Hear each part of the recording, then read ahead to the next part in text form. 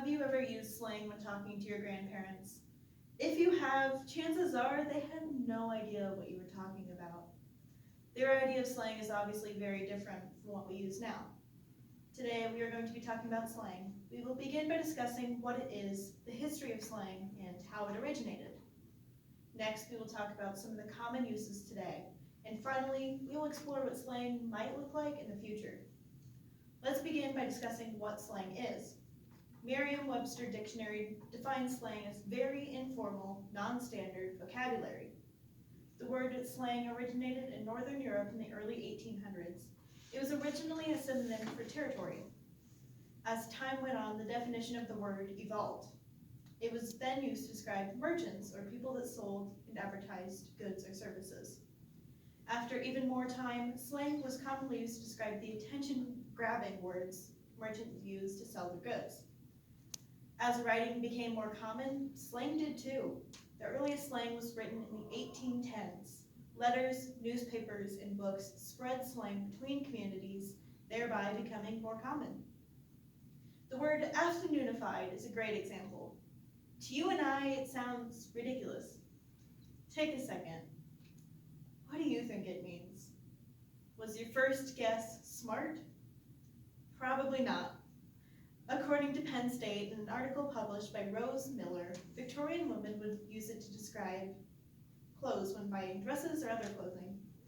They would say things such as, "This gown is not afternoonified enough for me," meaning the dress didn't look smart or elegant enough. According to worldhistory.net, the merchants would describe bags of sausage as bags o' mystery. At first, I assumed that was a result of merchants being shady and trying to sell random meats in the sausage. Cannibalism? Ick. On further inspection, I was unfortunately correct. Butchered was used various minced meats and add a whole bunch of seasonings to hide what was really going on. Can you guess what arfarfnarf means?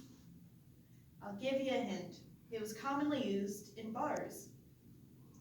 It means extremely drunk, or someone who is very intoxicated, in other words.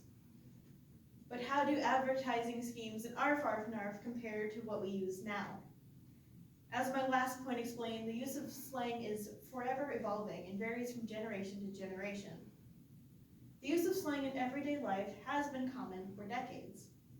Old slang, such as my previous examples, are very rare in today's times. New times call for new slang. I bet I heard cap at least 15 times last class period. Cap originated in the 1900s. It was commonly used by African Americans. The State.net describes no cap as another version of no lie. The term is still popular today, but later it likely won't be. Another slang term, lit, has been in our language since 1910. The term was often a synonym for intoxicated, but today it is commonly said in place of cool or awesome.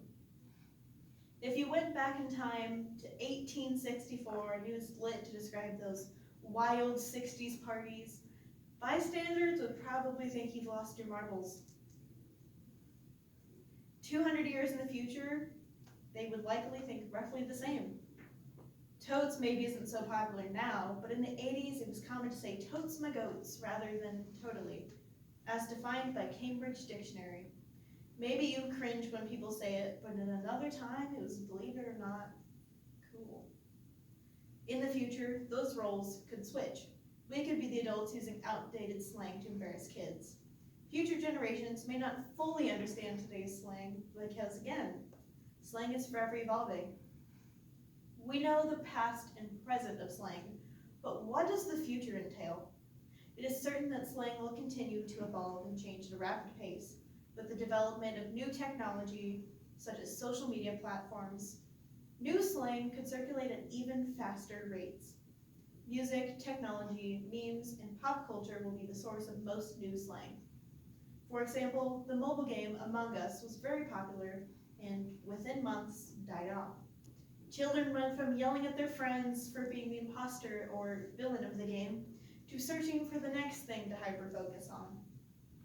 Billie Eilish, the popular singer, while enjoyed by some of us, may be viewed as outdated by our children.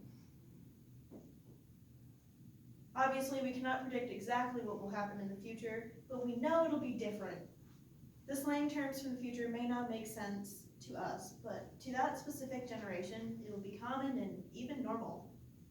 Today, we explored the past, present, and future of slang. First, we discussed its origins and some common examples from that time period. Then, we talked about what slang looks like today and some common influences. Finally, we explored what slang could look like in the future. The evolution of slang will forever evolve, so the next time you're talking to your grandparents or listening to a long, boring speech, listen for slang. It may be used more than you think.